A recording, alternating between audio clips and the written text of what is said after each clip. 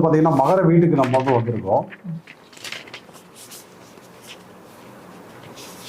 இப்போ மகர வீடு என்பது உங்களுக்கு முடக்கு வீடாக இருந்தால், மகர வீடு என்பது உங்களுக்கு முடக்கு வீடாக இருந்தால் என்னென்ன பாதிப்பு வரும் அப்படிங்கிறது அடுத்தது பார்க்கலாம். மகர வீடு யார் யாருக்கெல்லாம் முடக்கா வரும் அப்படிங்கிறத முதல்ல பார்த்துடலாம். மகர வீடு யார் யாருக்கெல்லாம் முடக்கா வரும்? ஸோ உங்கள் சூரியன் நின்ற நட்சத்திரம் வந்து விசாகம் அனுஷம் இந்த இருந்தா உங்களுக்கு வந்து மகர வீடு முடக்கா வரும். சனி பகவான் முடக்கு அதிபதியாக வருவார். Right, simple rule. இப்போ முடக்கு அதிபதி யாருன்னு தெரிஞ்சு போச்சு. முடக்கு வீடு வந்து மகரம், முடக்கு அதிபதி வந்து சனி பகவான். நாம வந்து தெரிஞ்சுக்கிட்டோம். ரைட். இவர் வந்து இவருடைய லீலைகள், இவருடைய விளையாட்டுக்கள், இவருடைய கர்மா ரொம்ப மோசமானது. ஏன்னா அஸ்ட்ராலஜியில் 9 கிரகங்கள்ல சனிக்கு என்ன பேரு? கர்மகாரகன். கர்மக்காரகன் அவனுக்கு தான் பேரு. அதனாலதான் சனியை பார்த்தா நமக்கு வந்து எல்லாருக்குமே பயம் வந்துடும். ஆளாகப்பட்ட சிவனுக்கே பயம் வந்துடும். அப்புறம் அவருக்கு வரும்போது நம்மளுக்கு வர்றதுக்கு ஆமா ஆமா ஆமா. ஏழரை சனி, அர்த்த சனி, அர்த்தாஷ்ட சனி, கண்ட சனி, பாத சனி. அது இல்லாமல் வந்து அவருடைய பாதிப்பு எப்படி இருக்குன்னா, உடலை வந்து ஊனமாக்குறது, மாற்றுத்திறனாளி ஆகிறது, ஃபிக்ஸ் வர வைக்கிறது, கை கால் இழுத்துக்க வைக்கிறது, நடக்க முடியாத ஒரு சூழலை உருவாக்குறது, நீண்ட காலமாக படுக்கையாக வந்து படுக்க வச்சிடுறது. அடுத்தது வந்து பார்த்தீங்கன்னாக்க, ஒருத்தர் சிம்பிளாக ஒரு 10 நாள் காய்ச்சலில் படுக்கிறாங்கன்னா கூட சனி பகவானுடைய சம்பந்தம் இல்லாமல் யாருமே படுக்க முடியாது. ஒருத்தர் வந்து நடக்க முடியாத ஒரு சூழலுக்கு படுக்கையாகிறாங்கன்னா டெஃபினட்டாக அந்த இடத்துல சனியுடைய பங்கு வந்து வந்துடும். அது இல்லாமல் வந்து ஆயுள்காரகன் அவர் ஆயுள் பங்கத்தை, அதாவது சனி பகவான் வீக் ஆகும் போது ஆயுள் அவங்களுக்கு வந்து தானாகவே குறைஞ்சி போயிடும். ஆமாம், ஆயுள் பங்கம் என்பது ஏற்படும். அல்லது மரணத்துக்கு இணையான துன்பங்களை வந்து அவர் வந்து கொடுக்கலாம். குறிப்பாக வந்து பார்த்தீங்கன்னா தொழிலதிபர்கள் அவங்களுக்கெல்லாம் வந்து வெரி இம்பார்ட்டன்ட் வந்து நல்ல விசுவாசமான வேலையாட்கள். அந்த வேலையாட்கள் வந்து சரியாக அமைய மாட்டாங்க. அது இல்லாமல் வந்து பார்த்தீங்கன்னாக்கா வழக்குக்கு உண்டான கிரகம் அவர்தானே நீதிமான்.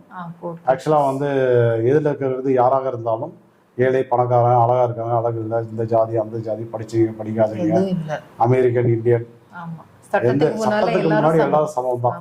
அந்த சனி பகவானுக்கு முன்னாடி எல்லாரும் சமம் தான். அது கண்ட்ரிக்கு தகுந்த மாதிரி வந்து மாறும், அது வேறு விஷயம். ஆனால் அவருடைய கோட்பாடுல வந்து எனக்கு முன்னாடி எல்லாருமே, எல்லா ஜீவராசிகளும், எல்லா உயிரினங்களுமே வந்து சமம் தான். நீ வந்து எதை வந்து செய்தாயோ அதுக்கு உண்டான பலனை நீ அனுபவிச்சே திறனும் அப்படிங்கிறது அவருடைய வாதம். நல்லது பண்ணியா உனக்கு உண்டானது திரும்ப நீ நல்லதை அனுபவிச்சே திறனும், கெட்டது பண்றியா அந்த பாவத்தையும் நீ தான் அனுபவிச்சாகணும். அது கொடுக்காமலாம் விட மாட்டேன்.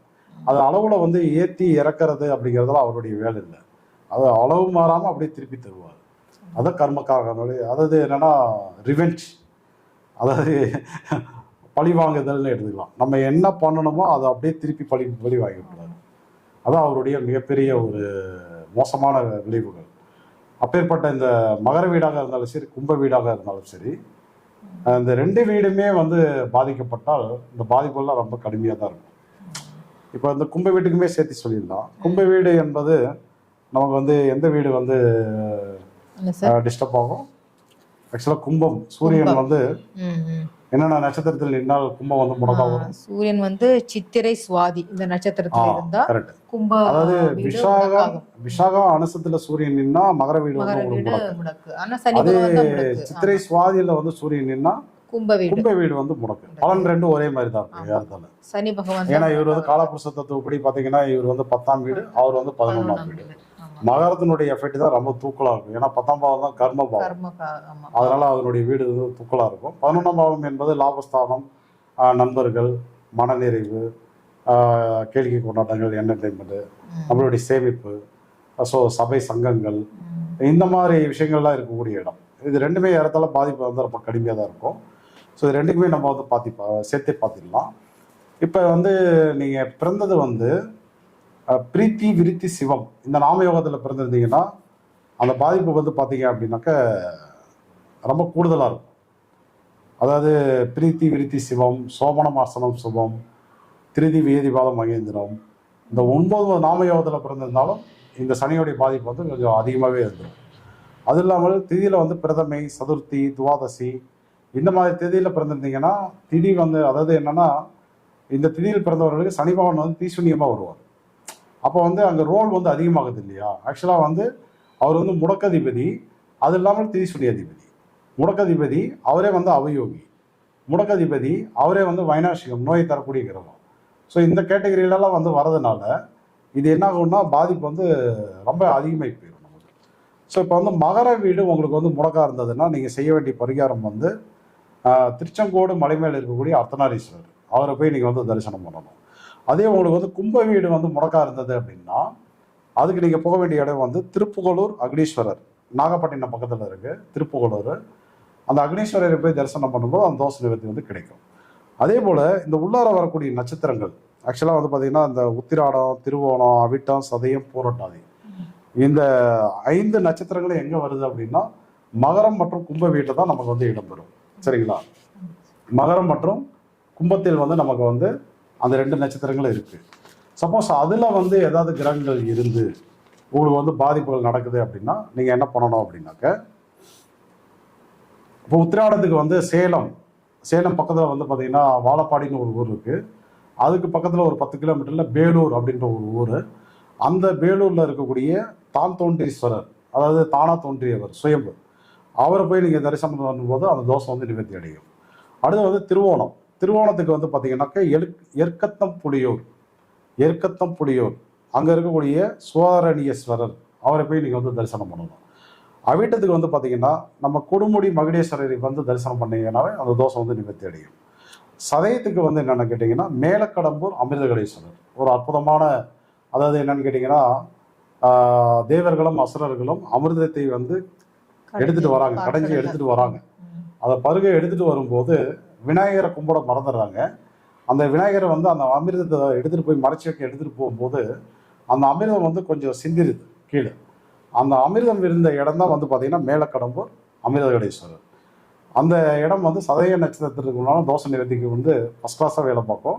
ஸோ உங்கள் ஜாதகத்தில் ஏதோ ஒரு கிரகம் நின்று தசையோ புத்தியோ அல்லது வந்து முடக்கதிபதியோ நின்று ஏதோ பாதிப்பு இருந்தால், குறிப்பாக வந்து பார்த்தீங்க அப்படின்னா முழங்கால் வலி யார் யாருக்கெல்லாம் இருக்கோ அவங்களாம் நீங்கள் வந்து இந்த மேலக்கடம்பூர் அமிர்தகடேஸ்வரர் போய் தரிசனம் பண்ணும்போது செம்ம ரிசல்ட் கிடைக்கும்.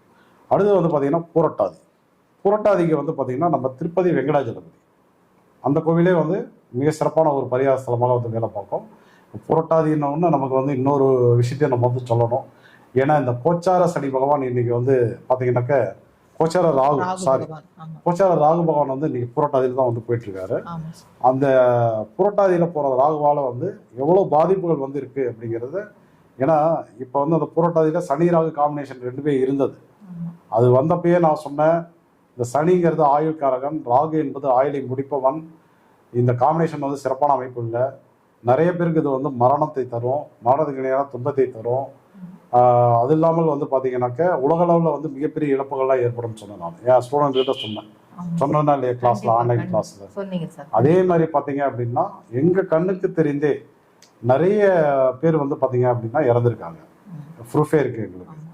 அது இல்லாமல் பார்த்தீங்க அப்படின்னா இந்தியாவுக்கும் பாகிஸ்தானுக்கும் வந்து பார்த்தீங்கன்னா நம்ம அந்த வார் வந்து ஸ்டார்ட் ஆனது. அந்த 26 பேர் வந்து இறந்ததுனால வார் வந்து ஸ்டார்ட் ஆகி பகல்காம் ஷூட்டிங் நடந்ததுனால அது ஒரு பிரச்சனையாக வந்து போனது.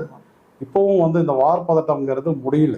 ஏன் அப்படின்னா இந்த ராகு புரட்டாதி தான் இருக்காரு. சனி வந்து புரட்டாதி விட்டு பிரிஞ்சு உத்திரட்டாதி போயிருக்காப்புல. ஆனால் அவர் வக்ரமாயி மீண்டும் வந்து புரட்டாதி வராப்புல. ஸோ அதனால் வந்து என்னென்னு கேட்டிங்கன்னா இந்த வார் பதட்டம்ங்கிறது இன்னும் வந்து டெஃபினட்டாக கம்ப்ளீட்டாக ஃபினிஷாக கிடையாது. ஸோ அதுக்காக நம்ம என்ன பண்ணணும் அப்படின்னா இந்த சதய நட்சத்திரத்துக்கு வந்து நாங்கள் என்ன பண்ணியிருந்தோம் அப்படின்னு கேட்டிங்கன்னா நம்ம திருக்கோவிலையில் இருக்கக்கூடிய பிரம்மபுரீஸ்வரரை போய் தரிசனம் பண்ணியிருந்தோம். ஒரு டீமாக ஒரு 2 மாதங்களுக்கு முன்னாடி நம்ம ஜோதிட ரகசியங்களை கூட லைவ் போட்டிருந்தோம். ஆக்சுவலாக ஒரு 150-200 பேர் பக்கம் வந்திருந்தாங்க. கிளைண்ட்டுங்க, ஸ்டூடெண்ட்டுங்க, அவங்க ஃபேமிலியில இருந்தெல்லாம் வந்திருந்தாங்க. ஒரு அற்புதமான தோஷ நிவர்த்தி வந்து பண்ணோம். அந்த வந்தவங்க எல்லாருமே தப்பிச்சுக்கிட்டாங்க. வந்தவங்க எல்லாருமே வந்து பார்த்தீங்க அப்படின்னாக்க இந்த சனி ராகு காம்பினேஷன்ல இருந்து அழகா வந்து தப்பிச்சாங்க.